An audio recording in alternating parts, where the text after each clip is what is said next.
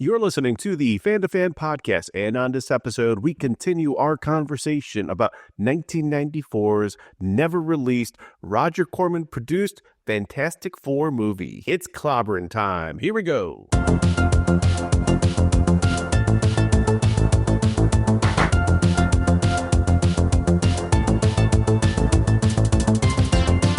Back to the Fan2Fan Podcast. I'm one of your hosts, Bernie Gonzalez. With me today, fellow co-host Pete Charbonneau. And this is part 2 of our discussion on 1994's unreleased Fantastic Four movie. Traveling at or near the speed of light has always been theoretically possible. It has long been considered physically impossible. Cannot keep adjusting the primary angle at present point. If we don't take into consideration the possibility of a velocity variance, the result could be failure. Johnny, you've always had a quick turn. Play him on. Susan, that's it. You've got a problem with being shot. So, you ran it, yeah? Behind you. I got this problem. I just stretch myself. Pen. Always relying too much on grip strength and your intelligence. Bring some peace. What do you want me to do? I see it both cool. I mean, what if we got to lose? It's Shay!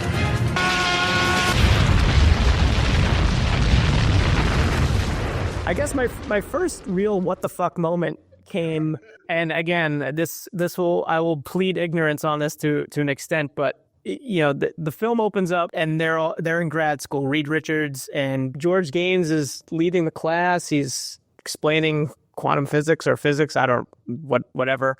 And so you've got Victor, Reed, and Ben are in the class together, and then all of a sudden, Ben and Reed end up going at Mrs. Storm's house. So you have Reed Richards, who's presumably, I think it's the mother of Sue and Johnny Storm, but it seems like she's running a boarding house, and Reed, at least he is staying there, right? Yeah. Generously, we're going to say he's like 21, 22, probably a little bit older. Sure. Let's not be creepy. That's right. And next thing you know, Ben's playing video games, and I'm like, who's the little blonde kid? And then I'm like, holy shit, that's Johnny Storm. I'm like, why is he a 5-year-old kid? And then Sue Storm comes running in, and she's like maybe 7, and she's got, you know, the doe eyes for Reed Richards, and I'm like, oh no, oh my. It took an immediate weird turn for me, as I'm like, oh, what is going on here? I was doing the math, and in my head, I'm like, she has to be at least 8. Please let her be 8, because doesn't it go to 10 years later? And then we kind of jump into the 90s. Right. So I'm like, please, she's 8. In my mind, she has to be 8. Okay. So if we establish that, then I move on to my next point, as then when they meet again 10 years later, so there's the big accident happens. Victor is harmed. She's 18. She's 18. She does not look 18. Yeah, very attractive woman, Miss Stab, but she's not 18. And I would argue she even looks older than Reed Richards at that point. Immediately, like, this movie is getting crazy, and I think I love it. So, did this happen in the original? I don't think they did. And no. And let's not forget that you have the scene where Ben Grimm is asking what we presume to be Mrs. Storm permission to get Johnny and Sue to go to space with them. Yes, that was my laugh out loud moment too, where they go knocking on the door 10 years later, because for some reason, somehow Ben Grimm convinces Reed Richards, like, oh, we've got to do this manned space mission to reach Colossus, and you need a crew. So why not the 2 kids or the woman that you boarded with 10 years ago? They have no practical scientific or space flight knowledge, but yeah, we need some more people for the crew, so let's go grab them. And he shows up at the door. Mrs. Storm is a lot older now, or at least she's got some powder in her hair to make it look gray. And he basically says, "Hi, Mrs. Storm. Can Sue and Johnny come to space with us?" or something to that effect. I was like, Hi, Mrs. Storm. Johnny and Susan go to outer space with us? Well, I don't know, dear. We'll have to ask them down.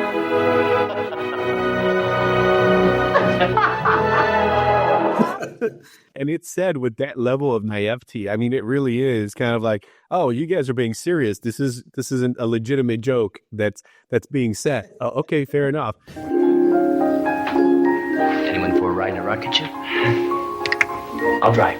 So as the movie proceeds, I think it's fair to say there are a lot of uneven special effects. A few moments where it does pop a little bit when Johnny goes full-blown Human Torch kind of towards the end, and the animation is limited. But I think by the time you get to that point in the movie, it feels like, oh, this could have been a lot worse. There are parts where Reed's stretchy power is kind of used to a limited degree, which is probably the best way to use it, so it feels a lot less ridiculous, because it never feels completely ridiculous in the movie, if not just completely impractical, where Doom's force field that keeps them in stasis has some sort of crack at the very bottom that's just small enough for Reed's leg to kind of cut through. But besides that, at least they don't hover on that shot so long where you're just thinking, this is ridiculous. It's just a guy's stretchy leg, let alone the scene at the very end of the movie. We're going beyond the spoiler alerts here, folks, where the arm does come out from the top of the limousine.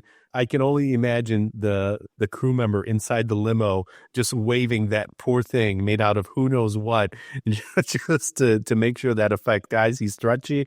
This is how we're gonna end this movie. So overall, at least some uneven special effects, sure, but some okay special effects, especially when you imagine what you're going to walk into with the film. Yes, and I almost don't even want to ask this question or bring it up, but I feel like I have to anyway. I know you're supposed to just kind of suspend your belief on some things, but when they first crash land back to Earth after the accident in space, luckily enough, they somehow crash land in a field in the middle of mid-America somewhere, because the U.S. military comes along to pick them up. But presumably the military. Presumably. Dun, dun, dun. Mm-hmm. So they're just discovering that they've got these powers, and Sue realizes that she's invisible and that she's half invisible, and that was one of the not so good special effects. I mean, that was kind of like left over from I Dream of Jeannie, where they just kind of splice the film so that half of her body is showing, the other half is not. And so when she realizes that, she kind of faints, and then Reed's arm for the first time stretches out and he grabs her from 10 or 15 feet away. All right, fair enough. But he's wearing the silvery space outfit. Now, how that thing doesn't tear, they must have some special material on that space outfit that is for just such an occasion, for someone becoming incredibly elastic, so because it doesn't rip. I'm sorry. I'll shake my brain for the rest of this episode. So one note that I had, there was a campy kind of Batman 66 homage in that fight scene. You remember when they were in the castle? Yes. Because suddenly they go from one really bad astronaut tinfoil suit to like this awful hazmat yellow suit in their escape. But instead of showing them fighting their way out, they just spin the camera really quickly rather than actually show the fight. What am I supposed to do with these guys?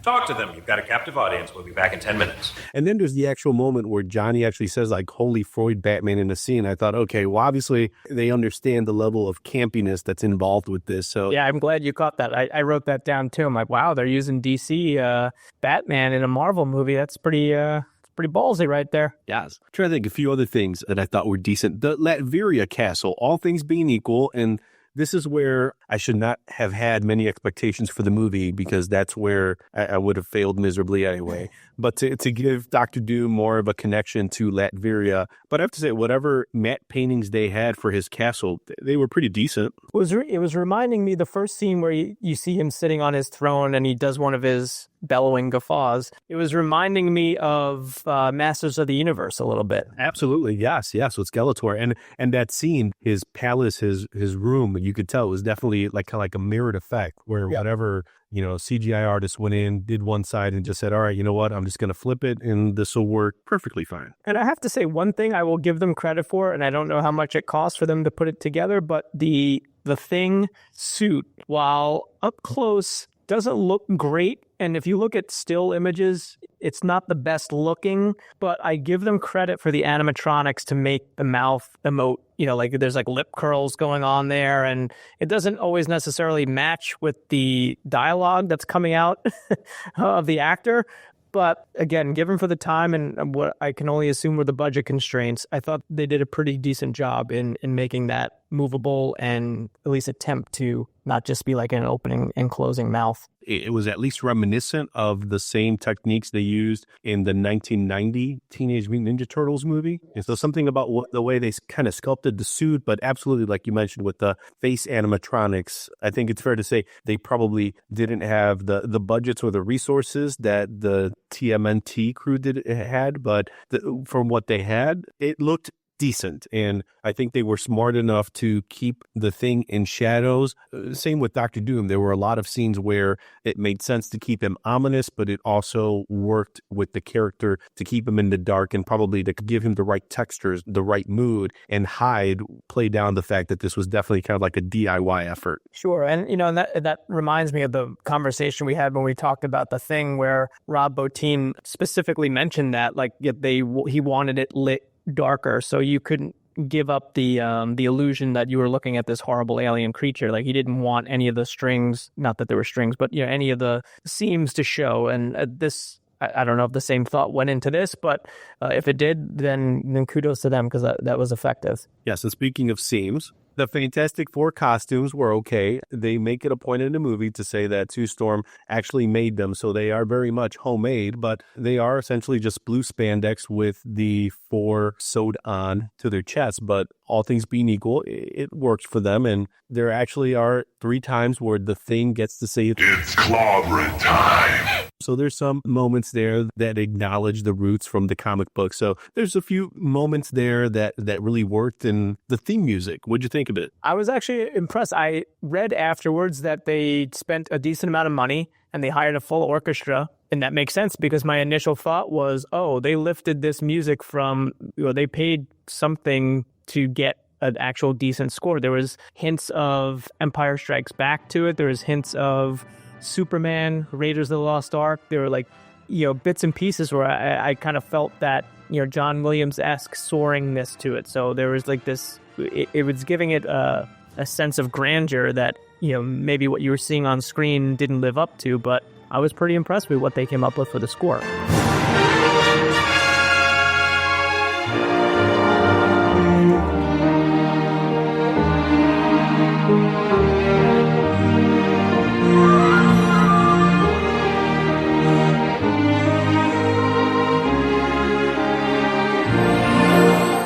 Yeah, it was written by David and Eric Wurst, and for at least what I found, they were reportedly personally contributed $6,000 to finance a 48-piece orchestra, and those were moments where it did sound more rich than you would expect the score to be for the Fantastic Four. It seems like the score was beyond the scope of the movie. Like you said, where did you guys get this from? Because it feels like you guys licensed the score from something that was bigger than this movie is. Oh, absolutely.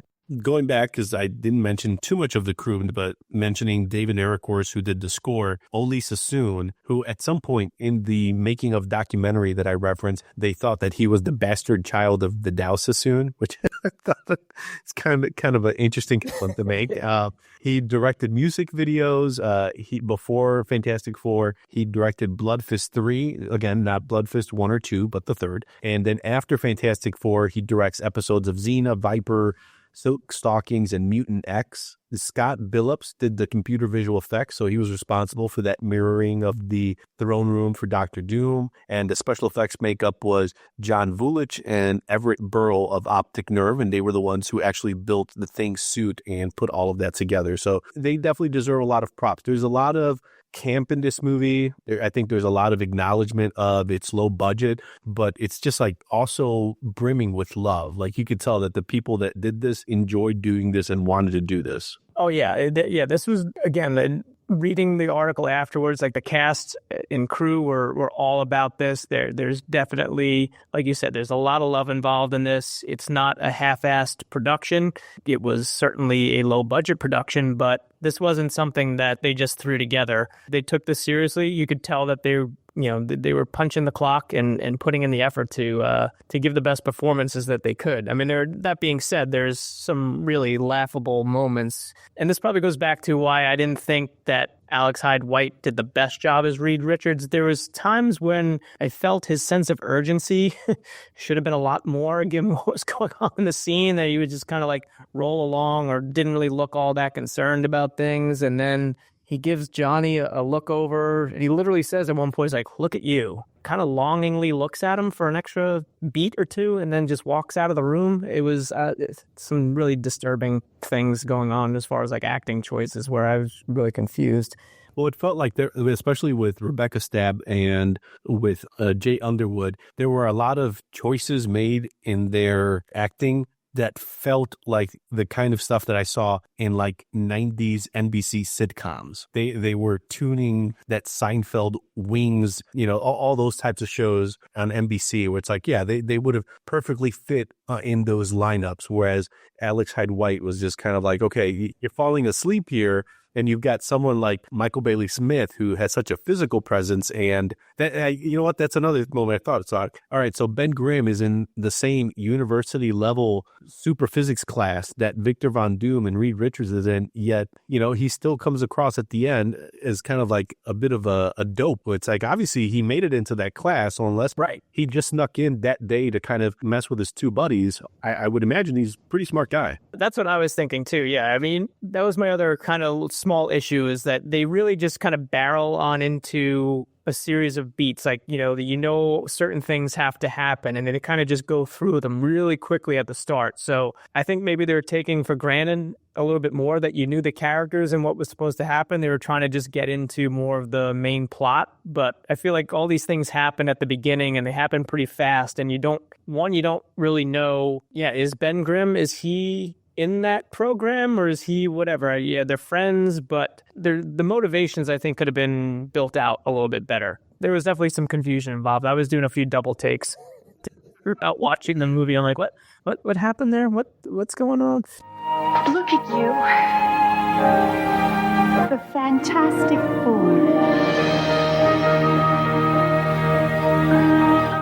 There are two I love yous voiced in this movie, and I laughed out loud during both of them.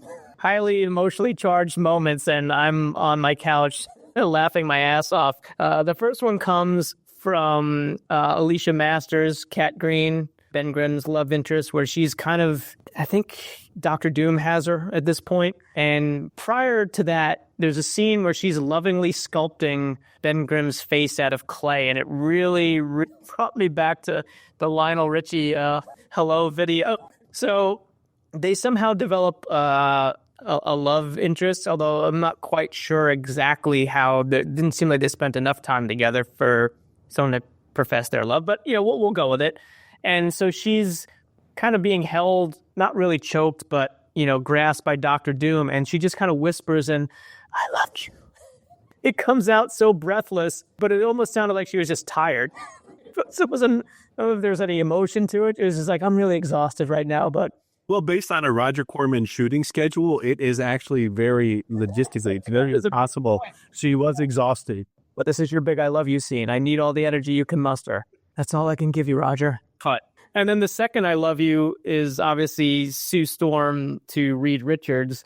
It comes right when you were getting to the climax and, Reed's got to go back. He's like, I'm going to take on Dr. Doom, but I can't ask you to do it. This is my fight. I have to go. Ben's like, well, he's like, I've got my reasons. I'm in. And then Sue, who previously out loud utters, why am I so shy around you? Which turns out to be like this big plot development, or at least this big motivational development, which was a little bit ridiculous. But then she steps forward and she's like, I have my reasons too. I love you. Luckily, Johnny's there to bring a little levity. Well, I've got to go watch Sis, so I've got to go with you guys. Yeah, and I got to give credit. Jay Underwood, he was another one that looked like he was just having fun with his role, and you can tell, like, it's totally cheesy, but he was playing it the way that he should. A little bit campy, not completely campy, but just enough. Yes, and having enough fun with the role, and I think that's when we start talking about other adaptations, that's probably one of the things that they've kept consistent is to cast actors that are willing to have fun with the role of a guy who can basically spontaneously combust. So I have someone like Chris Evans or Michael B. Jordan. There was a lot, I think there's a lot of credit to give to those actors that show a lot of restraint in a role that is, I guess, on a lot of levels already completely ridiculous, let alone unbelievable. But to say, okay, well, you know what, I'm going to have a little fun with this, but I'm not going to ever take it to 11 because if I go there, it's too much. which is saying a lot Yeah. for the Fantastic Four and a superhero film. Right. And I know you wanted to get into the later adaptations, and I will say on the segue point, I really do not remember much of the rebooted Fantastic Four movies, but I do remember enjoying Chris Evans as Johnny Storm.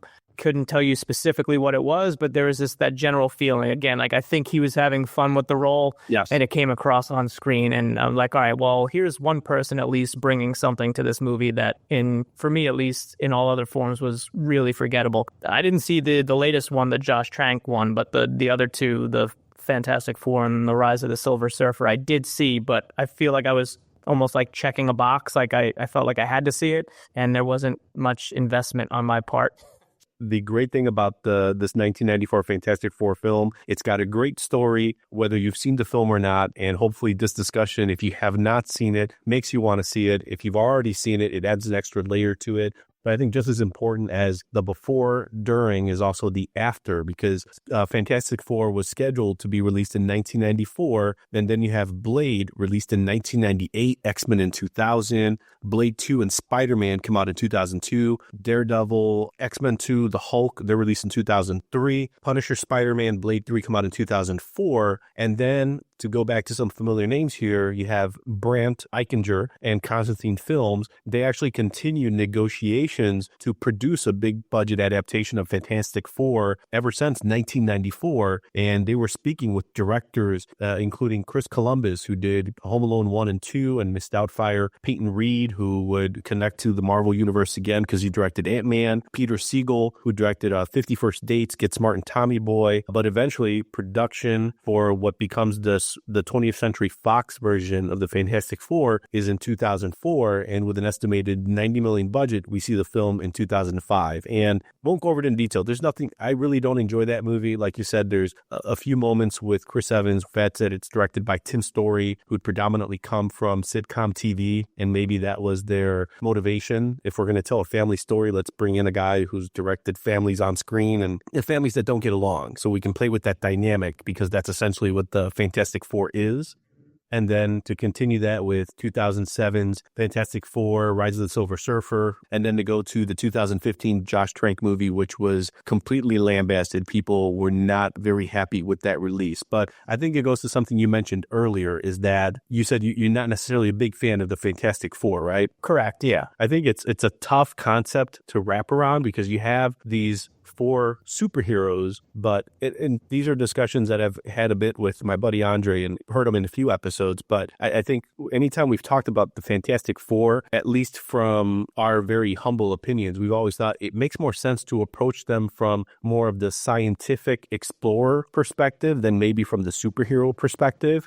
Because when you start thinking about a guy who can stretch, unless you do it in the Plastic Man approach where it's completely tongue-in-cheek, there's just no way to save it. It's just completely ridiculous. But when you start looking at it from a scientific explorer standpoint, it's like, oh, well, what if you played around kind of with the Lost in Space dynamic, where you have a dysfunctional family that's traveling around, and maybe play around with the idea of different dimensions. And they've discussed a lot of this stuff in the Marvel Cinematic Universe now, where that would be an interesting take on the Fantastic Four, to say, yes, we've established all these heroes, Captain America, Thor, the rest of the Avengers, and all these other villains, but what if we had these scientific explorers, and we're not necessarily focusing on them for their powers, but rather more for their adventuring? I think that's an interesting take, because I was going to ask you what you thought of, or why you thought that the Fantastic Four just hasn't been able to find that audience, critically or otherwise. They keep trying to make it work, and it just doesn't seem to happen. So yeah, I am immediately more intrigued by that than anything that I've seen on the screen. And I know that it's a very groundbreaking comic book, because it was really one of the, if not the first, to show flawed superheroes, as opposed to the square-jawed, like no problems, they just come in and save the day that DC had established. They showed basically a dysfunctional family. And I'm wondering also, I've never, in the films that I've seen, I've never really gotten that dysfunctional vibe to the point where I think they can make it really interesting. Yet they bicker from time to time, but I always assumed or at least felt like this was a family that loved each other a great deal. So, and they were there pulling for each other. So I didn't really get that dysfunction. I'm wondering if they really brought that more to the forefront and just showed how, they're a team almost despite themselves because there's that dysfunction. I know that they bring up that Ben kind of hates Reed for what happened to him. And I don't know if that ever really gets explored. Maybe it has. Again, like I don't have much of a memory of the later films, but that's my feeling, at least anyway. Yeah, in the films, there's a part where, especially in the first one, he goes through the whole paces of, Reed, you did this to me. You're basically hanging out with Sue and you're establishing a relationship. You should be focusing on me, your friend, and trying to cure me. So then inevitably he goes to Doom, who finds a way to revert him back to Ben Grimm, but for selfish reasons. And then Ben Grimm kind of goes full circle to fully accept the fact that he's the Thing and he is okay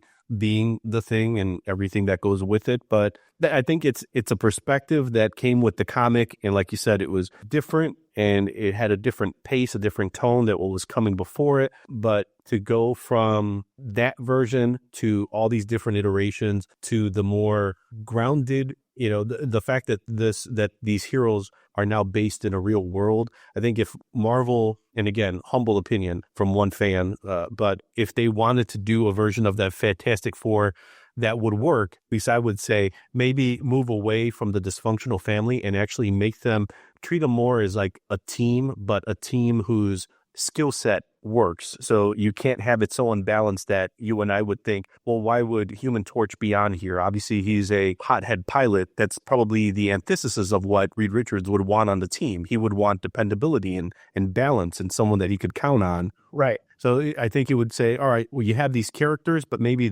let's not completely base their whole character on these individual traits and this Thing's perpetual hatred of Reed for not turning him back. Maybe the best place is to understand that's where the Fantastic Four came from, but now they're 20 or 30 years ahead. That's why in my mind, I've always thought Scientific Explorer works, and there's an innate campiness to the Fantastic Four that can be embraced. These heroes and their interpretations are a product of the time, but it's kind of neat that at least, for the 1994 version of the Fantastic Four, it's very much an artifact of the 90s. It's just kind of neat to see something that is before of this whole Marvel Cinematic Universe. This came out right before. This is right after Batman 89, which also had, kind of a burden of trying to steer away from the 66 campy Batman version too. So you have Tim Burton, who's trying to fight from that. And you have Oli Sassoon, probably not the bastard stepchild of Vidal Sassoon, saying, you have this comic that's from the 40s that's completely ridiculous. So I'm going to do the best that I can. He did a decent job. They did a good job. Yeah, as I say, if he actually was related to Vidal Sassoon, then I would have expected the hairstyles to be that much better in this movie. I've had a lot of strange experiences after all these years in the film business, but I have to say the Fantastic Four ranks somewhere near the top. Clobber time. Like a phantom in this film. Strange. It was like a feeling that I've never experienced before. It's a piece of history. I never would have thought that it was 20 years later that I'd be sitting here talking about it. This thing just won't die. Expect trouble. I didn't know then, all the machinery that had been at work. It was the seedy, dark side of Hollywood. We really wanted people to see this. How many movies did Roger Corman make and never release? 1. Wait a minute. Why? We gotta let them take this movie away from us and not get anything out of it? We gotta show people that we made a movie. That's how you get another job. All this effort, time, and all the work that went into making that film, that pointless, meaningless. This film was never really intended to be a film. I said, oh yeah? You watch. I think this documentary is I think it's good time. Hopefully, it might be like the last piece of this whole puzzle. The great, untold, never-seen version, the original Fantastic Four. Finally, after 20 years, this story is going to get told. Unfortunately, this version of the Fantastic Four really was doomed. So now your homework assignment, Pete, and anyone who hasn't, you have to watch Doomed, the untold story of Roger Corman's The Fantastic Four. It's great because Marty Langford, the guy who directed it and pieced it all together, I mean, outside of going through what I imagine must have been a gargantuan effort to get the whole cast and the crew together, there's a certain verisimilitude about 3/4 into the movie where they're essentially having this conversation we're having about the movie, like, oh, you know how ridiculous this was, and my fingers with the clankety clanks and these melodramatic, and you're just kind of like, oh yeah, I totally felt that. But then there's this pivot 3/4 in where you just see them be so honest, and they're just like, yeah, we really loved making this film and we wish there was a legitimate release. How would it hurt the brand of the Fantastic Four or Marvel or everything they've been doing? It's like, what would it hurt for this to be released on a legitimate DVD or Blu-ray with, you know, some special features here and there? You don't have to go very far to remaster it, but just an actual release. And maybe if you guys wanted to spend a little money, fix some of the ADR and maybe even some of the special effects if you wanted to. But it's neat. And people, at least like myself, would say, you know what, you want to charge me $14.99 for this? I'm willing to do that. I'd rather give you the $14.99 than try to find an illegitimate source. Yeah, I think that would be my argument too, is given the track record of the movies that have come out since then that have not done well at all, like what would it hurt to just admit that, like, oh, you know, this is a product of its time, it's what it is, and release it, let people enjoy it. There's clearly a fan base out there that would love to see this in as restored a version as they could, and I'm sure that there are more than a few people that would be happy to pay whatever they want to charge for a remastered version, put, like, you know, some commentary on there, stream it, however they want to do it. People would pay for that.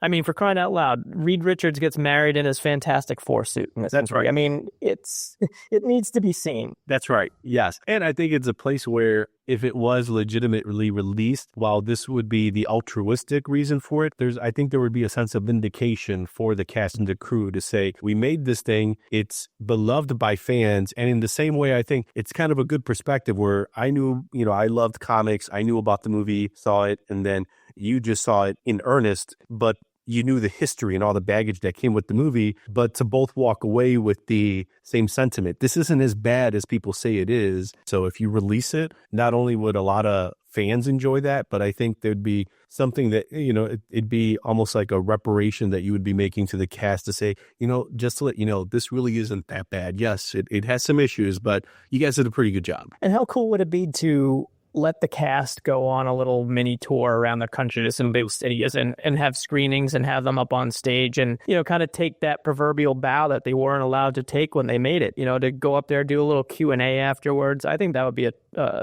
ton of fun. I think they could probably draw some good crowds in some of the bigger cities. I would certainly pay to go to see something like that. So, and from the business side, it really wouldn't hurt the brand. The brand is what it is. It's independent of any variation and any vision that they've had of the Fantastic Four since this 1994 release. So if anyone from Marvel is listening, really, come on. Right. I mean, they turn out movies that are very much well within their established, you know, Marvel Cinematic Universe. They hit the right beats. It's great. This is just a fun anomaly from 30 years ago now, 25 years ago, however, my math is terrible. Just embrace it. You know, they could have some fun with it. Again, like, why do most kids get involved in reading comics anyway? It's an escape, it's fun, and this is just part of the whole experience. So I say just let it live. Let them play. I think on that note, that's a good one right there. Flame on. Yeah, that's even better. That's what we're going out with. That's it for this episode. Tune in next time for more fan-to-fan conversations on the Fan2Fan Podcast. Thanks for listening. The time has come to direct all further attacks against the planet Earth.